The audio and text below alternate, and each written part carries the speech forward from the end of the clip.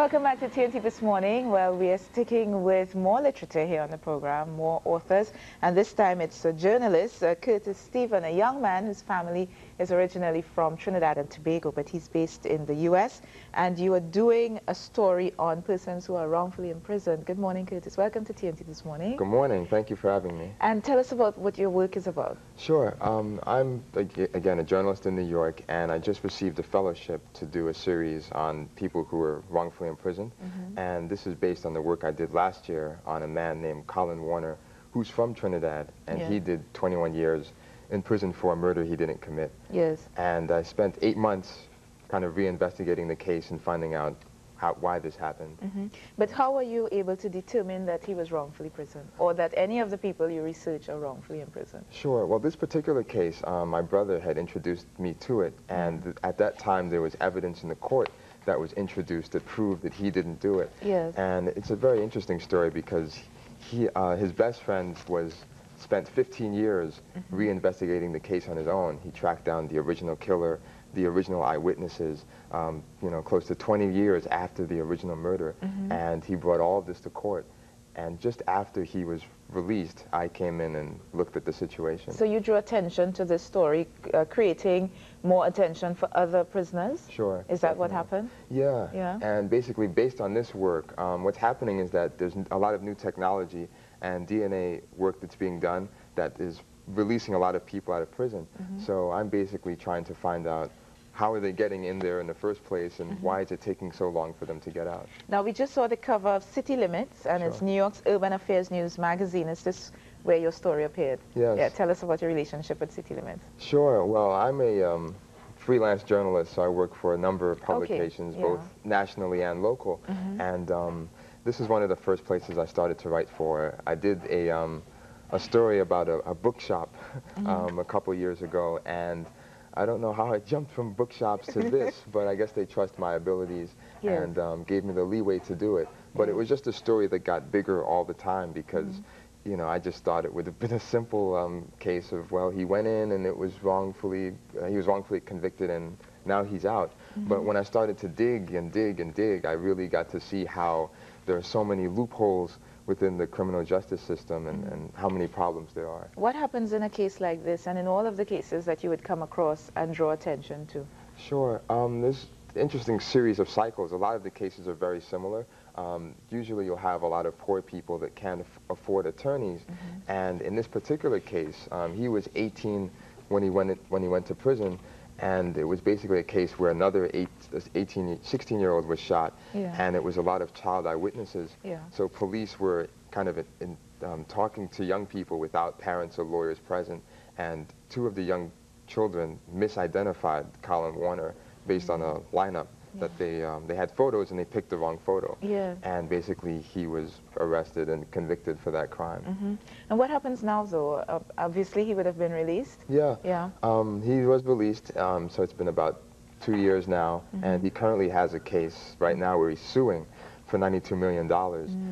Interestingly, the case hasn't been settled, and Mr. Colin Warner and his friend Carl King, they're both working to get other people out of prison wrongfully. And then comes the movie.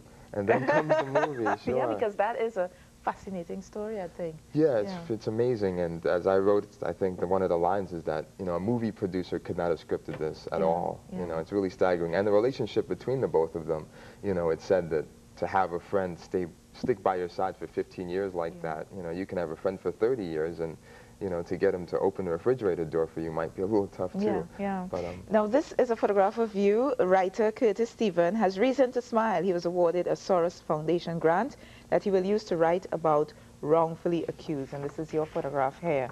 You have a number of other stories. Tell us about some of the work that you have there that you brought with you. Sure. Well, this is a story that I did for Newsweek magazine, which is a national publication, and I basically went on the street, and you know they sell a lot of bootleg CDs and tapes.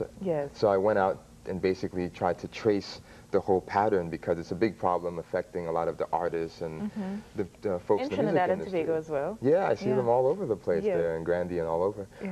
And you know I basically tried to trace and follow, you know, the whole line of how people are able to duplicate CDs and to sell them on the side. It's an interesting business on the black market. So I do that, and I also write columns for New York Newsday. I know you have your own Newsday edition here in Trinidad, and basically I write on whatever I want to write about.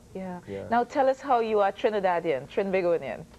Well, with both lines of my family, you know, I have on both my mother's side, Margaret Stephen, she's from Carenage, and my father's side, Ralph Maloney, he's from the South. So I'm here for the week. We're going to have a family reunion, and we have a huge family. You know, you have Simon, you have Harris, and I'd say from San Fernando all the way to Manzolina number 3, we have family all over the place. So is this your first time in Trinidad and Tobago? I came when I was about 13 in 1990, and I wasn't ready for it at all. You know, I was totally a city boy from New York, and I think I've grown up a lot. You know, I've gone to India, which was interesting, and it really helped me to grow and to see how other people live. And now I'm really curious about how my family lives and what made them who they are. Now, clearly, you're very strong in investigative journalism. You've been reading, you knew of our Newsday edition.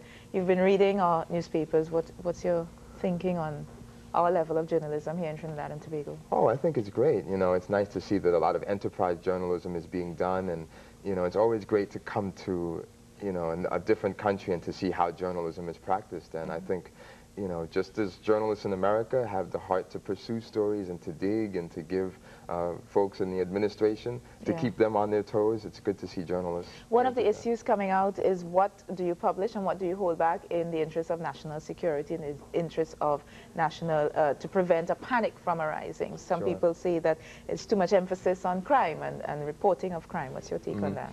Well, it's always an interesting balance, you know, between giving the people what they need to know. And I'm I endorse that fully. I think that people should have access to information. Obviously, in these times of so many national security issues, I think responsibility does come into play. If there is information that can jeopardize the state of the country, perhaps I think news organizations should consider whether releasing such information at that time can be damaging, but I'm not a proponent of censorship at all. Yes. Curtis, Stephen, it was a pleasure chatting with you. We just had a short time this morning, but it was wonderful. I think we got through almost everything. The wrong man, Colin Warner, spent 21 years in jail for a murder he didn't commit. Will New York pay for its crime? And that's the story, and you're following this up, and many more like him who have been wrongfully imprisoned. Congratulations on your work. Thank you so much. And thank you for stopping by. Enjoy the time that you're here. I will. I'll eat lots of mangoes. And hot cross buns, because that's what we're making. Up next on the program, we have Chef Edward B. Harry. It's the Lotus Cook-Up. I'm going to zip across, put on my apron, and get all messy as we make hot cross buns and a lot more here on TNT This Morning. Back in a moment.